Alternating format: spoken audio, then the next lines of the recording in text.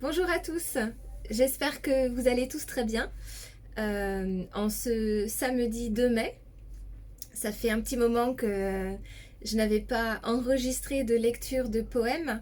Alors je n'ai pas écrit de poèmes aujourd'hui, mais il se trouve que j'en avais quand même d'autres que j'avais écrits avant. Et donc voilà, je pensais que je pouvais vous en faire la lecture aujourd'hui. Donc, je vais vous lire Le chanteur et le tournesol. Donc, vous voyez mon recueil, à chaque fois, il y a une photo que j'ai prise qui accompagne le poème. Donc, Le chanteur et le tournesol. Je vais vous raconter l'histoire du tournesol et du chanteur. Issu du fond de ma mémoire, un petit recoin de mon cœur. Il était une fois un chanteur éphémère qui chantait devant un public imaginaire. Tous les jours, il chantait pour ses fans, pour que les tournesols jamais ne se fanent. C'était un chant de tournesol éblouissant, tous plus grands, plus épanouis et plus élégants. En chantant, il remarqua qu'il y avait une ombre au tableau.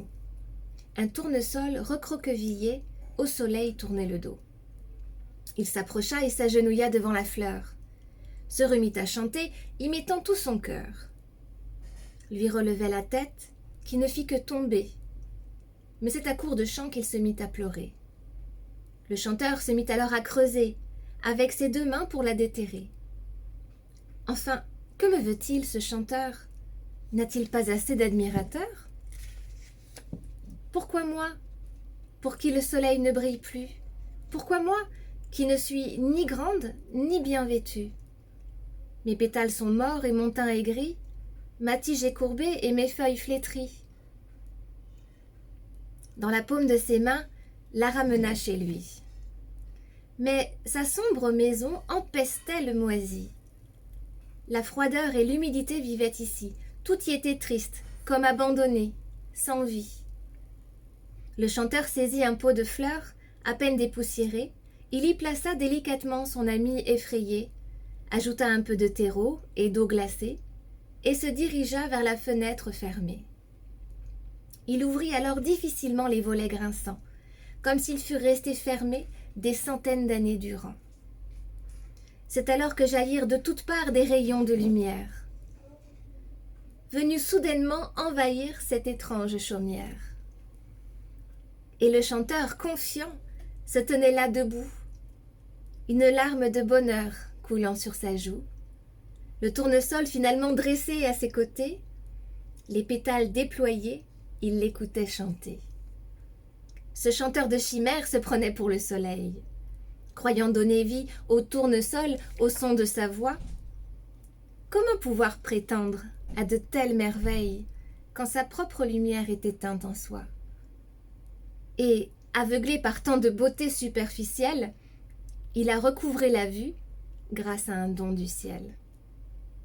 Fermant ses yeux au projecteur, ouvrant son cœur à la noirceur. Car c'est parfois dans la plus grande obscurité que sommeille la lumière des plus belles vérités. Il vit renaître la plus belle des fleurs, non pas grâce à ses chansons sans odeur, mais par les gestes simples émanant de son cœur. Il s'octroya enfin de goûter au bonheur.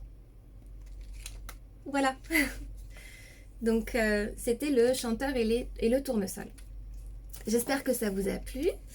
Je vais vous souhaiter quand même une très belle journée. Je dis quand même parce qu'il fait pas beau. Ça fait plusieurs jours déjà qu'il fait pas beau.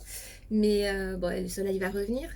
Et on est sur la bonne voie. Plus qu'une semaine. Le décompte est lancé. Bon, je sais que ça va pas redémarrer comme ça, tout feu, tout flamme. Non, c'est une reprise assez singulière qui nous attend. Chacun de nous faisons le maximum et le nécessaire pour que les choses puissent reprendre avec des mesures de précaution, avec tout ce qu'il faut. Vous avez dû voir, moi sur ma page j'ai partagé des tas de choses, mon activité qui se développe, qui va changer aussi. Voilà, c'est une constante adaptation, il faut, puisque rien n'est permanent, tout bouge tout le temps, donc il faut pouvoir s'adapter avec les changements, nos propres changements. et les changements extérieurs. Et généralement, ça va ensemble. Voilà. Donc moi, je vous souhaite une bonne journée. Je vous embrasse et je vous dis à demain, pourquoi pas, pour une autre lecture.